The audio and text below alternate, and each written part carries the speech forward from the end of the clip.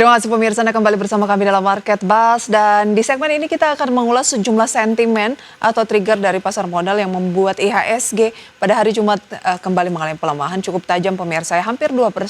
Dan sebelumnya pemirsa, kami hadirkan beberapa headline dari pasar modal di perdagangan pekan lalu, di mana IHSG melemah 2% ke 6.500-an seiring pengumuman defisit APBN Februari 2025. Teknologi, pimpin pelemahan sektoral anjlok sekitar 3%. Saham DCI anjlok 20% ke 180.925 usai auto reject atas beruntun. Kemudian juga ada saham BCA turut jadi pemberat IHSG melemah 2,5% ke 8.750. Dari Market Spotlight kami ajak Anda menyimak beberapa agenda ekonomi global yang patut menjadi perhatian pemirsa untuk Senin 17 Maret 2025. Di antaranya ada penjualan retail dari Amerika Serikat, kemudian juga pemirsa ada indeks harga konsumen dari Italia, produksi industri dari China dan tingkat pengangguran dari China, uang beredar dari Korea Selatan, kemudian neraca perdagangan pemirsa dari Singapura, dan juga ada neraca perdagangan dari dalam negeri atau dari Indonesia. Lanjut pemirsa untuk menyimak beberapa agenda emiten. Ada rapat umum pemegang saham dari NICK. Dan kita lihat update dari Asia pemirsa, apakah masih melanjutkan penguatan setelah akhir pekan cenderung naik dibandingkan dengan IHSG yang justru turun 2%. Ada Nikkei Jepang di sana yang naik 1,26%, Straits Times naik 0,49%, Kospi naik 1,54%, Hang Seng Hong Kong naik 1,11%. Kompak masih melanjutkan penguatan dari bursa Asia. Bagaimana peluang dari IHSG pada pagi hari ini pemirsa, dan sejumlah sentimen yang mewarnai, kita akan berbincang pada pagi hari ini melalui video conference bersama dengan Mas Muhammad Thorik Fadilah, Research Analyst PT Lotus Andalan Sekuritas. Mas Thorik, selamat pagi. Selamat pagi Mbak Prisa, selamat Terima pagi kasih rekan. banyak untuk waktunya pada pagi hari ini. Mas Thorik, sebelum kita membahas untuk IHSG, salah satu trigger pasar domestik saat ini mungkin adalah harga komoditas, khususnya emas yang sempat ke 3.000 dolar Amerika Serikat per ons pada akhir pekan lalu, meski sedikit turun di bawah itu. Bagaimana sih Anda melihat penguatan dari harga emas ini, karena banyak pelaku pasar yang mungkin berbondong-bondong ke aset safe haven seiring dengan ketidakstabilan global, khususnya mungkin dari tarif ya yang selalu dikumandangkan oleh Trump. Oke, baik Mbak. Perlu kita lihat juga memang sebenarnya lonjakan harga emas itu kan sempat menyentuh hingga level 3.004 kalau tidak salah. 3.004 US dollar per troy ounce itu juga didorong oleh ketidakpastian dari ekonomi global, terutama dari adanya perang tarif ya, perang tarif dagang yang dilakukan oleh Amerika melalui Kanada, ke Meksiko, ke China, dan baru-baru ini mengenai eh, data terbaru mengungkapkan Trump juga akan mengancam mengenakan tarif sebesar 200% pada anggur berkemasan kepada Uni Eropa. Nah, jadi memang sebenarnya kita itu masih terbelenggu nih dari sisi global mengenai perang tarif yang biasanya justru malah kalau kita tarik ke belakang itu biasanya hanya Ukraina dan Rusia ataupun eskalasi dari perang Timur Tengah. Sekarang kita condong fokus terhadap uh, perang tarif dagang antara Amerika Serikat dengan negara-negara yang sedang bisa dikatakan sedang diajak perang lah.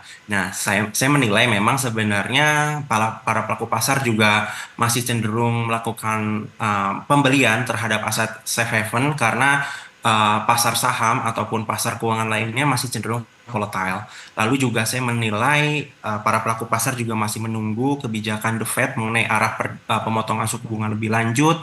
Nah, saya juga memperhatikan meskipun memang tarif dagang juga masih mendominasi ya sentimen dari global, saya juga menilai ada kekhawatiran mengenai potensi resesi di Amerika Serikat juga itu bisa dikatakan menjadi faktor utama yang mendorong investor ataupun para pelaku pasar beralih ke aset safe haven seperti emas. Baik. Meskipun indikator makroekonomi seperti tingkat pengangguran ataupun pertumbuhan tenaga kerja itu masih cenderung stabil, namun dari JP Morgan itu masih memperkirakan peluang resesi sekitar 40%.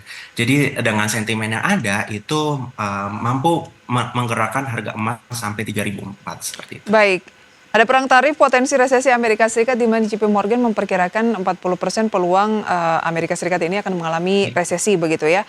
Oke, Betul sekali. selain sentimen mengenai perang tarif dari Amerika Serikat, bagaimana dengan emas yang juga mungkin didukung oleh permintaan dari bank sentral? Mungkin seperti Tiongkok begitu ya, sebagai pembeli utama ini terus menambah cadangan emasnya untuk bulan keempat berturut-turut pada Februari lalu. Sebenarnya kalau misalkan korelasi terhadap China yang terus membeli aset emas ya, menurut saya memang itu juga bisa dikatakan menjadi pendorong mengenai penguatan harga emas lebih lanjut. Terlebih juga memang banyak prediksi dari para analis, terutama dari Macquarie, itu juga memperkirakan harga emas menyentuh kisaran 3.500 pada kuartal ketiga tahun 2025. Jadi masih ada peluang besar untuk harga emas untuk menuju level 3.004 lagi atau secara forecast di kisaran 3.200 sampai dengan 3.500. Wow, Menurut saya masih cukup oke sih untuk harga emas menuju ke level sana. ada Seperti itu. peluang 3.400 sampai Betul. 3.500 akhir tahun 2025. Iya betul.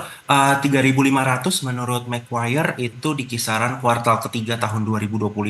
Anggap kita bulatkan saja di menjelang akhir tahun 2025. Seperti itu. Lebih tinggi ya dari proyeksi Goldman Sachs yang melihat ada peluang sampai 3.300. Baik, Anda tadi sempat menyinggung ekspektasi pelonggaran kebijakan moneter oleh Federal Reserve atau Bank Sentral Amerika Serikat juga turut mendukung kenaikan dari harga emas. Nah, para pedagang kan memperkirakan The Fed akan memotong suku bunga bulan Juni untuk tahun ini, yang membuat aset tanpa imbal hasil seperti emas dinilai memang menjadi lebih menarik. Nah, di pekan ini juga mungkin akan ada pertemuan ya dari The Fed, kemudian juga pertemuan dari Bank Sentral domestik kita Indonesia sendiri. Berarti jangka pendek khususnya, apalagi ini mungkin ada libur, meskipun korelasinya mungkin tidak terlalu erat ya dengan pembelian emas perhiasan begitu. Tapi Anda melihat jangka pendek berarti emas masih ada peluang untuk lanjut dari 3.000. Kalau misalkan untuk jangka pendek hingga jangka menengah, saya masih meyakini masih ada probabilitas menuju level 3.000 kembali. Kenapa? Pada saat awal mulanya terjadinya perang tarif, harga emas sampai sampai menjelang menuju level 3.000 itu masih berada di posisi 2.800 sampai dengan 2.900. Menurut saya itu angka yang cukup stabil ya untuk emas. Biasanya mengenai sentimen-sentimen negatif, biasanya kenaikan signifikan diiringi juga dengan penurunan signifikan. Namun saya merasa memang semenjak adanya sentimen mengenai perang tarif, itu juga harga emas masih cenderung stabil di kisaran 2.800 sampai 2.900. Nah, kalau misalkan mengenai sentimen The Fed yang akan melakukan pemangkasan suku bunga lebih lanjut pada bulan Juni atau bulan Juli yang tadi sudah disebutkan, saya merasa memang jangka pendek hingga jangka menengah harga emas masih melonjak menurut saya. Baik, Masih di kisaran 2.900 sampai dengan 3.000 atau di area resistance-nya di level tertingginya itu di level 3.004 seperti baik, itu. baik. Tidak ada sentimentari saja, harga emas itu cenderung stabil begitu ya, di Betul. 2.800, 2.900, apalagi ketika ada sentimen tarif yang membuat ekonomi dunia cenderung bergejolak ya, Betul. tidak menutup kemungkinan memang perusahaan perbankan investasi dan jasa keuangan global itu menaikkan proyeksi, yaitu tadi paling tidak 3.300 sampai bahkan 3.500 di akhir tahun Betul. 2025 ini. Oke, Mas Torik, lantas apakah rally emas ini yang paling dipertanyakan lah oleh pelaku pasar, khususnya retail, juga mencerminkan ketidakpastian global yang semakin meningkat, sehingga investor ya berbondong-bondong untuk mencari perlindungan dari gejolak ekonomi dan juga geopolitik. Sebenarnya kalau dilihat mengenai emas ya, untuk saat ini apakah masih layak untuk dikoleksi ataupun dilirik? Ya menurut saya masih oke sebenarnya teman-teman semuanya. Kenapa? Karena harga emas balik lagi masih ada probabilitas penguatan lebih lanjut. Jadi saya rasa emas masih mengungguli nih dibandingkan Mhm. dengan sektor komoditas yang bisa dikatakan harga minyak yang sebelumnya sempat mengalami penguatan akibat eskalasi Timur Tengah, sekarang justru malah mengalami pelemahan dibandingkan juga dengan batu bara yang cenderung berada di kisaran psikologis 100 sampai dengan 102. Saya rasa memang harga emas ini masih cukup menarik seperti itu. Harga emas masih cukup menarik. Tapi Ya. apakah rally emas ini mencerminkan ketidakpastian global yang semakin meningkat? Kalau memang dari 3.000 saat ini masih ada peluang ke 3.300, 3.500, berarti kan orang masih lebih memilih safe haven, aset-aset yang tidak terlalu berisiko. Seperti pasar modal. Kemana arah market kita kalau begitu sampai dengan akhir Sebenarnya tahun?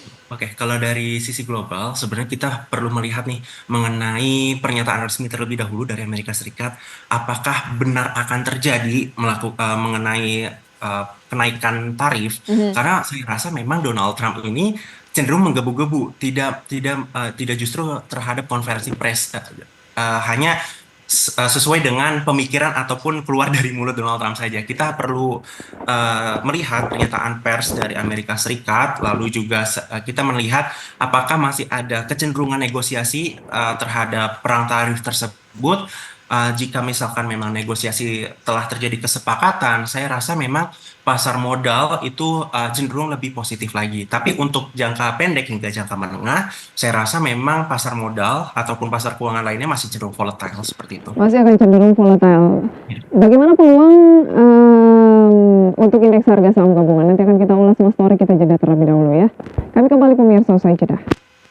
Terima kasih Anda kembali bersama kami pemirsa dan masih berbincang bersama dengan Mas Muhammad Torik Fadila, Research Analyst PT Lotus Andalan Sekuritas, mengulas bagaimana peluang indeks harga saham gabungan setelah Jumat lalu melemah cukup dalam 2% pemirsa, sementara bursa Asia dan Amerika justru menguat.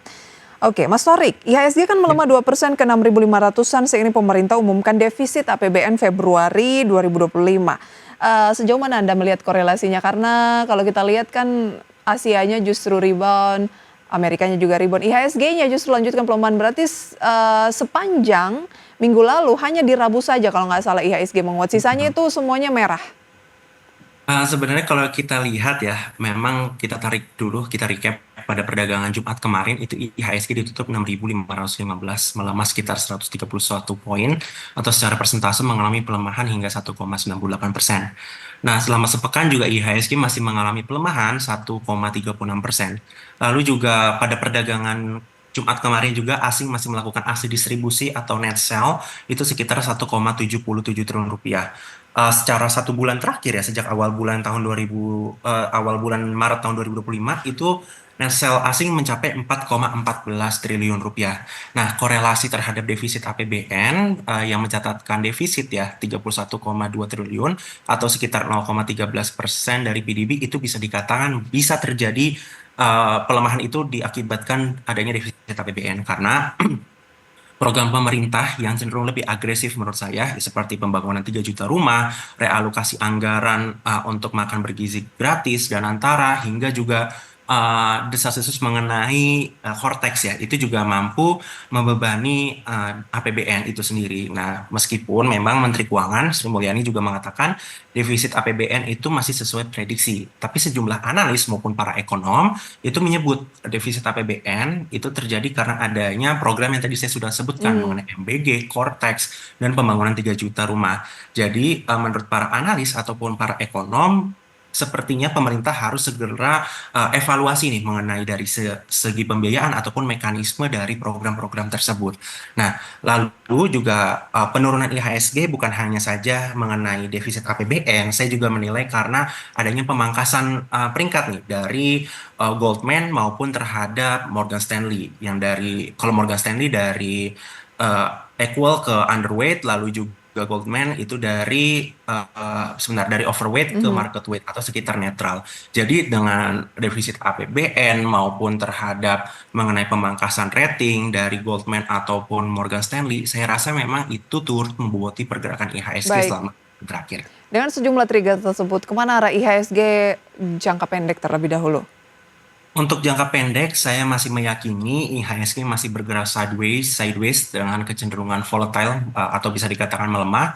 Support terdekat 6379, resistance terdekat 6559. Meskipun memang kalau kita lihat ya, kalau kita lihat secara teknikal, IHSG saat ini mengalami penguatan tipis nih di 0,2 dan sekarang mengalami pelemahan tipis. Memang saya rasa masih akan ada probabilitas mengalami pelemahan menuju support yang tadi saya sudah sebutkan, karena dari sisi teknikal penjualan asing juga masih mendominasi, lalu juga indikator-indikator juga belum ada tanda-tanda terjadinya technical rebound. Jadi saya rasa ya pergerakan IHSG masih sideways, kecenderungan melemah. Baik, masih sideways, kecenderungan melemah. Teknologi pimpin pelemahan sektoral anjlok 12,7%. Apakah ini wajar mengingat penguatannya juga sudah berhari-hari, dan sedikit komentar soal DCII yang anjlok 20% tapi anjloknya juga karena sudah arah berhari-hari gitu. Bagaimana tanggapan Anda?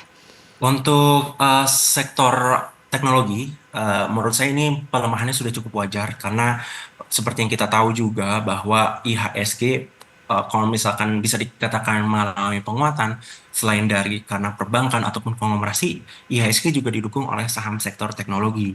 Nah, terbukti kemarin pada saat DCII anjlok ya menuju ARB 20%, lalu juga anjloknya DCII juga memboboti sektor teknologi, itu juga mampu memboboti pergerakan IHSG juga. Jadi untuk sektor teknologi yang sudah anjlok 12,7%, saya menilai memang investor ataupun para pelaku pasar sudah melakukan aksi taking profit karena kenaikan sudah signifikan. Seperti DCII juga, DCII sejak ada berita mengenai aksi korporasi stock split itu sudah mengalami penguatan hingga 390%. Jadi saya rasa memang sudah waktu yang tepat bagi para pelaku pasar untuk melakukan aksi taking profit tersebut. Dan kekhawatiran juga masih akan terjadi mengenai IHSG. IHSG masih akan kecenderungan melemah dipimpin oleh saham sektor teknologi terlebih dahulu. Nah, terlebih juga saya menilai memang fundamental dari saham sektor teknologi juga sudah terpantau tinggi. Dilihat misalkan kita beri contoh terhadap price to earning ratio saham WIFI, itu sudah mencapai 20,19 kali, sedangkan kalau kita lihat menggunakan industri ataupun sektoral itu hanya 17,6 kali, selisih sekitar 2,3 sampai dengan 2,4 kali. Mhm. Saya rasa memang saham sektor teknologi harus cenderung mengalami pelemahan dulu. Ah, udah ketinggian ya. Kiranya harganya sudah diskon, ya bisa dilirik kembali nih oleh para pelaku pasar seperti itu. Baik, itu dia dengan misalnya DCI saja market cap-nya juga cukup besar ya, 350 triliun rupiah. Jadi ketika ada pergerakan yang cukup signifikan memboboti pergerakan dari indeks harga saham gabungan.